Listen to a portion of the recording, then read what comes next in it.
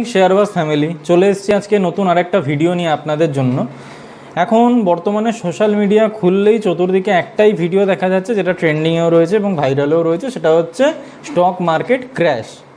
তো সবার প্রথম যদি আমি আপনাকে জিজ্ঞেস করি যে ক্র্যাশের ডেফিনেশনটা কী, বা অ্যাকচুয়ালি ক্র্যাশ কাকে বলা হয়, যদি কেউ জেনে থাকে তাহলে সে এই ভুল বা এই মিথ ভিডিওগুলোতে ইনফ্লুয়েন্স হবে না। ক্র্যাশের ইন্ডাস্ট্রিয়াল ডেফিনেশন কি? যদি মার্কেট তার পিক থেকে অ্যারাউন্ড 20 to 25% ফল করে যায়, দ্যাট ইজ কল্ড ক্র্যাশ। বর্তমানে আমাদের নিফটি 10% মতো ডাউন রয়েছে তার টপ থেকে, সুতরাং সেটাকে আমরা বলতে পারি একটা কারেকশান বা একটা প্রফিট বুকিং। ক্র্যাশ কোনো সময়ই নয়। এখান থেকে ফার্দার যদি নিফটি আরও 10%, 8%-এর কাছাকাছি মুভ করে, নিচের দিকে ফল করে, তারপরে আমরা গিয়ে বলতে পারবো মার্কেটে বর্তমানে ক্র্যাশ এসেছে। কিন্তু আরেকটাও জিনিস এখানে দরকারি, সেই জিনিসটা হচ্ছে এই যে বর্তমানে কারেকশান চলছে বা প্রফিট বুকিং চলছে, বা প্রত্যেক দিন ডেটা বেরোচ্ছে, এফআইআই এত কোটি টাকা সেল করে দিয়েছে, আমাদের ইন্ডিয়ান মার্কেট থেকে এত কোটি টাকা বেরিয়ে গেছে। তো এই যে টোটাল সিনারিওটা তৈরি হয়েছে, এর পেছনে টোটাল রিজনটা কী ছিল সেটা না জানতে পারলে আমরা বুঝতে পারবো না যে মার্কেট ফার্দার আরও কত দূর পড়তে পারে, বা কোথায় গিয়ে মার্কেট সাপোর্ট নেবে, কোন লেভেল থেকে আমাদের বাইং করা উচিত, কোন লেভেল থেকে মার্কেট আবার ঘুরে ফার্দার একটা বুল র্যালির দিকে যেতে চলেছে। তো সেই রিজনগুলো আমাদের আগে জানতে হবে। যদি সেগুলো আমরা জানতে পারি, আমাদের কাছে সঠিক ইনফরমেশনটা থাকে, তাহলে আমরা অবশ্যই এই মার্কেট থেকেও আর্নিং জেনারেট করতে পারবো। সো চলুন গাইজ, শুরু করা যাক আজকের আমাদের ভিডিও। আপনাদের সকলকে স্বাগত আমাদের ভিডিওতে। ভালো লাগলে লাইক দেবেন, চ্যানেলটাকে সাবস্ক্রাইব করবেন এবং যতটা পারবেন নিজেদের কাছের মানুষের সাথে আমাদের এই ভিডিওটাকে শেয়ার করবেন। চলুন শুরু করা যাক আজকের ভিডিওটা। বর্তমান মার্কেটে প্রত্যেক দিন আমাদের ডেটা বেরোচ্ছে, এফআইআই এত কোটি টাকা সেল করেছে, এফআইআই মার্কেট থেকে টাকা বের করে নিচ্ছে, ইন্ডিয়ান মার্কেটের কী হবে। সবার প্রথম জানতে হবে এফআইআই কারা।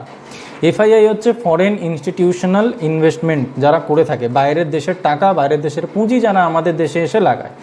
ওরা কোনো দেশেই কিন্তু পার্মানেন্টলি কাজ করে না। ওরা প্রত্যেকটা দেশকে কম্পেয়ার করে, যেখান থেকে রিটার্নের অপরচুনিটি বা রিটার্নের গ্রোথ একটু বেশি ওনারা দেখতে পারেন, সেখানেই তারা নিজেদের টাকাটাকে নিবেশ করেন। সেটা ইন্ডিয়া হতে পারে, চায়না হতে পারে, ব্রাজিল হতে পারে, যে কোনো দেশ হতে পারে, ছোটো দেশ বড়ো দেশ, তাদের কাছে কোনো ম্যাটার করে না। তাদের কোনো প্রিয় দেশও নেই, তাদের কোনো অপ্রিয় দেশও নেই।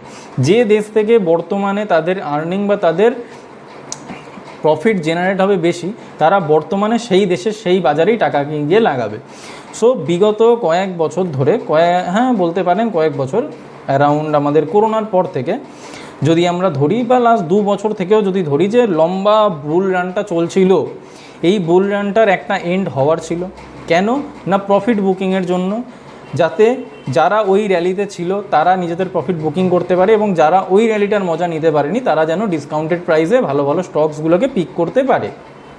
সো সেই টাইমে এফআইআইরা ঢেলে টাকা দিয়েছিল আমাদের দেশে, তারা তাদের প্রফিট জেনারেট করেছে, আর্নিং জেনারেট করেছে। বর্তমানে ইন্ডিয়ান মার্কেট পিকে পৌঁছে গেছে, সেখান থেকে একটা কারেকশান আসা স্বাভাবিক ব্যাপার ছিল। সেই কারণে এফআইআইরা নিজেদের টাকাটা বের করেছে মার্কেট থেকে। তাতে প্যানিকেরও কিছু নেই, কারণ এফআইআইদের পিছনে আমাদের দেশের ডোমেস্টিক ইনস্টিটিউশনাল ইনভেস্টর যারা ছিল, তারা একদম শক্ত হাতে মার্কেটটাকে ধরে রেখেছিল। হ্যাঁ, হয়তো আরও বেশি ফল হতে পারতো, সেটা হতে দেয়নি। কিন্তু এই এফআইআই যে আমাদের দেশে আসছে, তার পিছনে মেন কারণ একটু আগেই আমি যেটা আপনাকে বললাম, ওরা যেইখানে সবথেকে বেশি অপরচুনিটি দেখবে গ্রোথের, সেইখানেই ওরা টাকা দেবে। সেটা যে কোনো দেশ হতে পারে। বর্তমানে আমাদের ইন্ডিয়াতে অপরচুনিটি ছিল, এতদিন ইন্ডিয়াতে ওনারা টাকাটা নিবেশ করে রেখেছিলেন। এখন ইন্ডিয়ার মার্কেটে কারেকশান এসছে, ওনারা এখান থেকে টাকাটা বের করছেন, অন্য কোনো দেশে দেবেন, বা হয়তো ফার্দার আমাদের দেশেই ঘুরে আসবেন, সেটা পরের ব্যাপার, সেটা ওনাদের অনেক ক্যালকুলেশন থাকে। এবার কথা হচ্ছে এফআইআই বেরিয়ে যায় কেন? প্রথম তো প্রফিট বুকিং। দ্বিতীয়, এফআইআই যখন আমাদের দেশে আসে অনেক ধরনের ক্যালকুলেশন থাকে। আমরা ইন্ডিয়াতে বসে ইন্ডিয়ান শেয়ার মার্কেটে ট্রেড করছি ইন্ডিয়ান রুপি দিয়ে, কিন্তু যখন ফরেন বা এফআইআইরা আমাদের দেশে আসছে, তখন তারা ট্রেড করছে ইন্ডিয়ান রুপিস দিয়ে। কিন্তু তারা যখন আসছেন, তারা ডলার নিয়ে আসছেন, সেই ডলারটাকে এক্সচেঞ্জ করে তারা ইন্ডিয়ান কারেন্সিতে কনভার্ট করছেন, এবং কনভার্ট করার পরে তারা গিয়ে ইন্ডিয়ান মার্কেটে আমাদের টাকাটাকে দিচ্ছেন। এবার কথা হচ্ছে, ধরে নেওয়া যাক আজকে ডলারের ভ্যালু চলছে 84 টাকা। আমি জাস্ট এক্সাম্পলের জন্য বলছি, আর কিচ্ছু না। কেন ইনস্টিটিউশন বেরিয়ে যায় সেটার একটা উদাহরণ দিচ্ছি ছোট্ট। ধরে নেওয়া যাক বর্তমানে আমাদের ডলারের প্রাইস চলছে 84 টাকা। একজন ফরেন ইনস্টিটিউশন এলেন, সব কিছু ক্যালকুলেশন করলেন, প্রফিট লস গ্রোথ অপরচুনিটি কত আছে না আছে, সব কিছু ক্যালকুলেশন করলেন, আমাদের দেশে নিবেশ করলেন বা ইনভেস্ট করলেন। এবার 1 বছর পর ধরে নিন এই যে ফরেন ইনস্টিটিউট এসেছিলেন তিনি $1 ইনভেস্ট করেছেন, বেশি না, এক্সাম্পলের জন্য। এই টাইমে 84 টাকা করে ডলারের প্রাইস চলছে। ধরে নিন 1 বছর পরে আমাদের ইন্ডিয়ান মার্কেট থেকে তার প্রফিট হয়েছে 20%। উনি যা ইনভেস্ট করেছিলেন $1, তার উপরে 20% ওনার প্রফিট হয়েছে। কিন্তু এই 1 বছরের মধ্যে ধরে নিন ডলারের প্রাইস বেড়ে গেছে, মানে কি আমাদের ইন্ডিয়ার কারেন্সির মূল্য আরও কমে গেছে। 84 থেকে কমতে কমতে ধরে নিন আরও 10% কমে গেছে, মানে 92-তে পৌঁছে গেছে এক্সাম্পলের জন্য। তাহলে সেই যে 20% প্রফিট করলো ইনস্টিটিউশন খাতায় কাগজে, সেটা কিন্তু তার গ্রস প্রফিট দাঁড়ালো। যখন গিয়ে সে প্রফিট বুকিং করবে বা টাকাটা তুলতে যাবে, তখন কিন্তু সে ওই $1 এগেনস্টে তখন পেয়েছিল 84 টাকা। এখন যখন $1 তুলতে যাবে, এখন 92 টাকা রেট হয়ে গেছে। সুতরাং গ্রস প্রফিটে যেখানে দেখছি আমরা 20% অ্যারাউন্ড প্রফিট হচ্ছে, কিন্তু নেট প্রফিটে দেখতে গেলে সেখানে 10%ই মাত্র প্রফিট হলো। এইটা ছিল একটা রিজন যে কারণে এফআইআইরা টাকা নিয়ে মার্কেট থেকে বেরোয় এবং তারা ক্যালকুলেশন করে এবং করার পর ফার্দার আবার নতুন করে ইনভেস্ট করেন। একটা বলে রাখি, এই তো গেল আমাদের এফআইআই এর পার্ট। এবার একটু টেকনিক্যালেরও যদি আমরা কথা বলি, যদি কেউ সামান্য ন্যূনতম টেকনিক্যাল অ্যানালিসিসও জেনে থাকে, তার পক্ষেও এটা বলা উচিত নয় যে মার্কেট ক্র্যাশ করে গেছে। তার কারণ কি, আমাদের নিফটি কয়েকদিন আগে ডেইলি টাইম ফ্রেমের চার্টে একটা সুন্দর হেড অ্যান্ড শোল্ডার প্যাটার্ন বানিয়েছিল, হয়তো আপনারা সকলেই লক্ষ্য করেছেন। সেই প্যাটার্নটারও টেকনিক্যাল অ্যানালিসিসের মতেই সেই প্যাটার্নটারও টার্গেট বেরিয়ে এসেছিল অ্যারাউন্ড 24,350 বা 300 লেভেলে অবধি, অ্যারাউন্ড ওরকম 24,300 লেভেল ধরে রাখুন। মানে সেইটুকু তো মার্কেট আসতেই হতো যদি আমরা টেকনিক্যালের ওপরেই ভিত্তি করে যাই। তাহলে তার আগেও মার্কেটে এত কিসের প্যানিক যে ক্র্যাশ ক্র্যাশ ক্র্যাশ? এটা ক্র্যাশ নয়, এটা জাস্ট একটা কারেকশন। এটা হয়ে থাকে এবং হওয়াটা ভালো। কেন হওয়া ভালো একটু আগেই আপনাদেরকে আমি জানালাম যে যারা ফার্দার ওই র্যালিটাতে ছিল, আগে ওই র্যালিটাতে ছিল, তারা তাদের প্রফিট বুকিং করবে, এবং যারা ওই র্যালিটাকে ঢুকতে পারেনি, এন্ট্রি নিতে পারেনি, প্রাইস বেরিয়ে গেছে, তারা অপেক্ষা করেছিল কখন প্রাইস আবার ডিসকাউন্টে আসবে, ডিসকাউন্টেড প্রাইসে যাতে ভালো ভালো স্টক পিক করতে পারে। এটা গেল টেকনিক্যালের কথা। এরপরে চলে আসি আরও একটা ট্রিগার পয়েন্ট, যেটা নিয়ে আলোচ্য বিষয় আমাদের বা আলোচনা হচ্ছে প্রচুর জায়গায়। সেটা হচ্ছে রেট কাট। রেট কাট আমাদের এখানে হবে না, বা আরবিআই বলেছে যে ডিসেম্বর মাসে আর একবার মিটিং করবে, আর একবার ভেবে দেখবে, কিন্তু বর্তমানে হচ্ছে না। এবার কথা হচ্ছে রেট কাট কখন হয়? যখন মার্কেটে ডিমান্ড থাকে না কিন্তু সাপ্লাই থাকে, সেই টাইমে রেট কাট করা হয় যাতে মানুষের কাছে লিকুইড ক্যাশ আসে, মানুষ যাতে ব্যাংক থেকে টাকা লোন তুলতে পারে, লোন তুলে বিজনেস করলো বা কিছু কিনলো। ইএমআইতে এখন সবাই জানেন, টিভি হোক, ফ্রিজ হোক, ফোন হোক, সব কিছু লাক্সারিয়াস জিনিস মানুষপত্র এখন ইএমআইতেই কেনেন। তো আমাদের ইনফ্লেশনটা কখন হয়? যখন মার্কেটের ডিমান্ড থাকে। গত যে 2-2.5 মাস ধরে আমাদের ইন্ডিয়ান মার্কেট ছিল, ইন্ডিয়ান মার্কেটে আপনারা সবাই জানেন এই টাইমটা হচ্ছে ফেস্টিভ সিজন। গত যে আমাদের 2-2.5 মাস 3 মাস গেল, পুরোটাই ফেস্টিভ সিজন ছিল। ফেস্টিভ সিজনে প্রত্যেকেই মন খুলে খরচা করেছে, আমরা প্রত্যেকেই কনজিউমার, আমরা প্রচুর প্রোডাক্ট কনজিউম করেছি, এরকমও প্রোডাক্ট কনজিউম করেছি হয়তো আমাদের দরকারও নেই, কিন্তু ফেস্টিভ সিজন আমরা কনজিউম করেছি।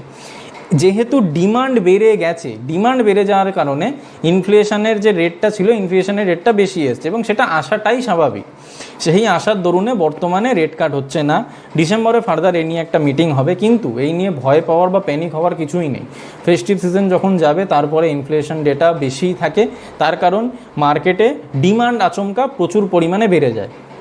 সেই কারণে ইনফ্লেশন ডেটা অবশ্যই সবসময় হাই থাকে, সেটা নিয়ে প্যানিক করার কিছু নেই, ভয় পাওয়ারও কিছু নেই। নেক্সট আমাদের যে রিপোর্টটা বেরোবে ইনফ্লেশনে, সেইখানে আবার সব কিছু নর্মাল হয়ে যাবে। এই নিয়ে অসুবিধার কিছু নেই বা প্যানিক করারও কিছু নেই।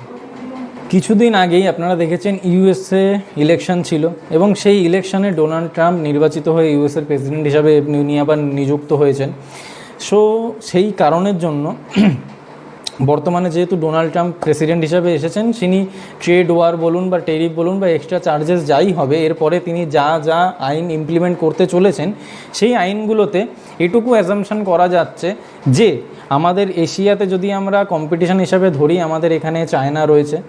তো এই জিনিসগুলো যেগুলো ডোনাল্ড ট্রাম্প অ্যাজাম্পশন করা হচ্ছে আগে চলে ইমপ্লিমেন্ট করতে চলেছেন আগেকার সময় আরও, তাতে চায়নারতে ইম্প্যাক্ট পড়তে পারে, এবং আগামী 2-4 বছরের জন্য চায়না মার্কেটে প্রবলেম হতে পারে।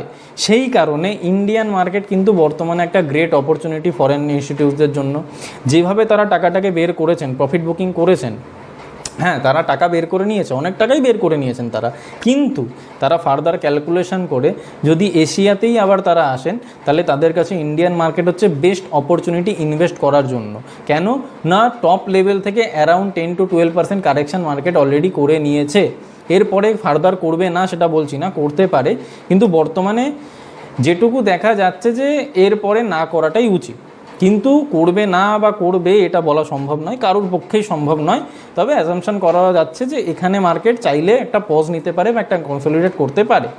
যেহেতু টপ লেভেল থেকে অ্যারাউন্ড 10-12% মার্কেট কারেকশান করে ফেলেছে, ভালো ভালো স্টক আমাদের বেশ কিছু ডিসকাউন্টেড প্রাইসে আবার চলে এসেছে, ফরেন ইনস্টিটিউশন চাইলে আবার আমাদের দেশে যেই টাকাটা নিয়ে বেরিয়েছিল সেই টাকাটা আবার আমাদের দেশে এনে ইনভেস্ট করতে পারে। কিন্তু তার আগে কিছু ক্যালকুলেশনস আছে, সেই ক্যালকুলেশনগুলো তারা করবে। তাদের যদি দেখে যে হ্যাঁ সব ঠিক আছে, তারা আমাদের দেশে আবার টাকা দিতে পারে, কোনো অসুবিধা নেই। কিন্তু হ্যাঁ, এবার কথা হচ্ছে যে এই যে বেরিয়ে গেল, এতে কি ইন্ডিয়ার কোনো দোষ? না, একদমই নয়। ইন্ডিয়ার দোষ বলে না, কারণ ফরেন ইনস্টিটিউশন বা এফআইআই কারোর হয় না। তাদের কাছে একটু আগেই যেটা বললাম, কেউ প্রিয় নয়, কেউ অপ্রিয় নয়। তারা গ্লোবাল মার্কেটের 24 ঘন্টা কম্পেয়ার করতে থাকে এই দেশের সাথে ওই দেশে। যে দেশে তারা বেস্ট অপরচুনিটি পাবে, তারা সঙ্গে সঙ্গে সেই দেশে গিয়ে পালাবে। ধরে নেওয়া যাক ইন্ডিয়ান মার্কেট ভালো, ইন্ডিয়ান মার্কেটে কোনো প্রবলেম নেই। কেন না, ইন্ডিয়ান মার্কেটে ধরে নেওয়া যাক কারেন্সি আমাদের মানে গ্রোথ হচ্ছে, আমাদের যে ইন্ডিয়ার কারেন্সি, ইন্ডিয়ার যে রুপিজের ভ্যালু গ্রোথ হচ্ছে, সেটা পড়ছে না। যেমন আমাদের 83 ছিল, 84 হয়ে গেছে, কদিন পর হয়তো 85 হয়ে যাবে, সেই জায়গায় এটা রিভার্সে চলছে, যেমন 82, 81, 80। কিন্তু সেই টাইমেও এফআইআই চাইলে টাকা বের করে নিতে পারে। তার কারণ কি? তার কারণ হচ্ছে যদি বাইরে অন্য কোনো দেশে ভালো গ্রোথ অপরচুনিটি থাকে, তাহলে এফআইআই টাকা নিয়ে সেইখানেও ইনভেস্ট করতে পারে। সুতরাং এফআইআই কারোর প্রিয় হয় না, কারোর অপ্রিয় হয় না। তারা জাস্ট ক্যালকুলেশন করে, ক্যালকুলেশন করে যেখানে গ্রোথ অপরচুনিটি বেশি থাকে সেখানে তারা ইনভেস্ট করেন। তো আরও কিছু রিজন রয়েছে, যেরকম কি রিজনগুলোর মধ্যে প্রথম রয়েছে আমাদের long term capital gain tax, যেটা আমাদের ট্যাক্স বেড়েছে লং টার্ম, যেটা আমরা ইনভেস্টমেন্ট পারপাসে রাখি। ইনভেস্টমেন্ট করার পরে সেখান থেকে যখন আমরা টাকাটাকে তুলি, তার উপরে আমাদের একটা ট্যাক্স লাগতো। সেই ট্যাক্সটা বর্তমান বাজেটে, যেটা আমাদের লাস্ট বাজেট গেল ইলেকশনের পরে, সেই বাজেটে সেই ট্যাক্সটাকে বাড়িয়ে দেওয়া হয়েছে, এটা রিজন হতে পারে। এবং আরও একটা জিনিস আপনাদের বলে রাখি, বেশ ইন্টারেস্টিং ব্যাপারটা, আপনারা জানলেও হয়তো খুশি হবেন বা একটা নতুন জিনিস জানতে পারবেন। বিষয়টা হচ্ছে আইপিও। আপনারা যারা শেয়ার মার্কেটে রয়েছেন বহু বছর ধরে, তারা একটা জিনিস লক্ষ্য করে হয়তো দেখেছেন, মার্কেটে যখনই একটা প্রোলং বুল রান চলে, সেই টাইমে প্রত্যেকটা কোম্পানি চায় তার আইপিও মার্কেটে নিয়ে আসতে বা তার শেয়ার মার্কেটে লঞ্চ করতে। কেন? তার কারণ যখন মার্কেটে বুল রান চলে, আমি নো অফেন্স, কোনো কোম্পানিকে ছোট করছি না, কোনো কোম্পানিকে বড় করছি না, জাস্ট এক্সাম্পলের জন্য, স্টাডির জন্য, এডুকেশন পারপাসে এই ভিডিওটা বানানো, আর কিছুই না। যেটা বলছিলাম, যখন মার্কেটে বুল রান চলে, তখন প্রত্যেকটা কোম্পানিরই লিস্টিংয়ের সময় একটা সুন্দর প্রফিট বা একটা সুন্দর গেইন দেখা যায়। কেন না, মার্কেটে হাইপ থাকে যে কোনো আইপিও নিয়ে। মার্কেটে রিটেল ইনভেস্টারদের মধ্যেও একটা হাইপ থাকে। সেই কারণে যে কোনো আইপিও যখন প্রোলং বুল মার্কেটের মধ্যে যখন আইপিও আসে, তখন সেই কোম্পানিগুলোর জন্য ভালো। কিন্তু এই আইপিও যখন বুল মার্কেটে আসে, তখন আমাদের মার্কেটে একটা খারাপ জিনিস ঘটে। সেটা কি? সেটা হচ্ছে আমাদের মার্কেটে কিছু এক্সিস্টিং স্টকস রয়েছে, মার্কেট নিজের মতো একটা চলছে, সব কিছু অ্যাডজাস্ট করে। কদিন আগে অটোমোবাইল সেক্টরের একটা কোম্পানির আইপিও এসেছিলো, বড় আইপিও, ছোট নয়। তার কিছুদিন আগেই ফিন্যান্সের একটা বড় আইপিও এসেছিলো। যখন এই বড় বড় কোম্পানির আইপিওগুলো মার্কেটে আসে, এরা কি করে, রিটেল পাবলিকরা নিজেদের টাকা স্টক থেকে বের করে, বা যেটা রাখা ছিল স্টকে দেওয়ার জন্য, সেটা স্টকে না দিয়ে চেষ্টা করে আইপিওতে সাবস্ক্রিপশন পাওয়ার।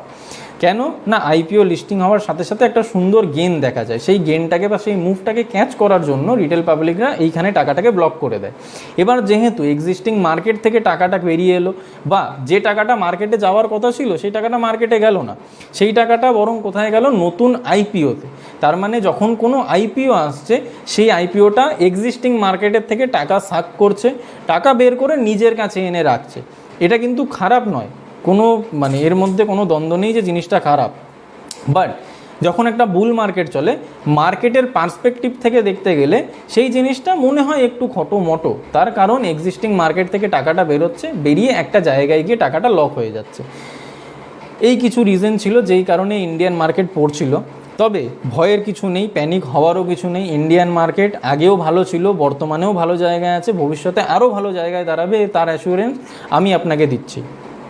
এবং আরেকটা জিনিস আপনারা মার্কেটে লক্ষ্য করে দেখবেন, বেশ মজাদার জিনিস, যখন মার্কেটে ম্যাক্সিমাম কোম্পানিজের আর্নিং খুব ভালো থাকে, আর্নিং ছাড়ুন ব্যালেন্স শিট, ম্যাক্সিমাম কোম্পানিজের দেখবেন ব্যালেন্স শিট খুব ভালো আসছে, বছর 2 বছর প্রত্যেকটা কোয়ার্টারে খুব দুর্দান্ত রেজাল্ট হচ্ছে, সেই টাইমে সবাই মনে করে এই মার্কেট খুব ভালো, মার্কেট খুব ভালো, প্রত্যেকটা কোম্পানি খুব ভালো কাজ করছে। কিন্তু যখন লোকজন অ্যানালাইসিস করছে মার্কেট খুব ভালো, কোম্পানি খুব ভালো আর্নিং করছে, প্রত্যেকটা কোম্পানি ভালো দৌড়াচ্ছে, সেই টাইমটাতে মানুষের একটু ভয় পাওয়া উচিত। এবং যে টাইমটাতে বাকি সবাই মার্কেটে প্যানিক করে রয়েছে যে মার্কেট ক্র্যাশ করেছে, আর্নিং খারাপ আসছে প্রত্যেকটা কোম্পানির, এরপরে কি হবে, কোন কোম্পানি কি করবে, ডিলিস্টেড হয়ে যাবে, যখন লোকজনের মধ্যে এই রকম একটা নেগেটিভিটি আলোচনা চলতে থাকে, সেই টাইমে মার্কেটে যারা ইনভেস্টার আছে তাদের একটু লোভী হয়ে যাওয়া উচিত। আমাদের মার্কেটে বাংলায় একটা প্রবাদ বাক্য রয়েছে, খুব প্রচলিত প্রবাদ বাক্য, যখন সবাই লোভ করছে তখন তুমি ভয় পাও, যখন সবাই ভয় পাচ্ছে তখন তুমি লোভ করো।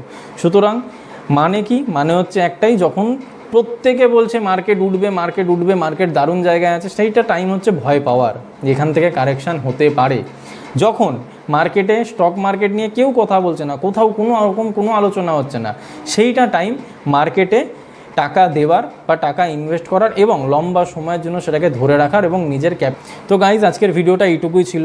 দেখা হবে আবার পরবর্তী কোনো একটা ভিডিও নিয়ে, এবং পরবর্তী ভিডিওতে আমরা বেশ কিছু ভালো ভালো স্টকস যেগুলো ভ্যালুয়েশনে রয়েছে বা ভ্যালু জোনে রয়েছে, যেখান থেকে আমরা ইনভেস্ট করতে পারি আগামী 2-4 বছর 5 বছরের জন্য, এবং সেখান থেকে একটা ভালো রিটার্ন আমাদের জেনারেট হবে, সেই রকম কিছু স্টকস নিয়ে আগামী ভিডিও নিয়ে আমরা আসবো খুব শিগগিরই। ততক্ষণের জন্য ভালো থাকবেন, সুস্থ থাকবেন, দেখা হবে আবার পরের ভিডিওতে। Thank you.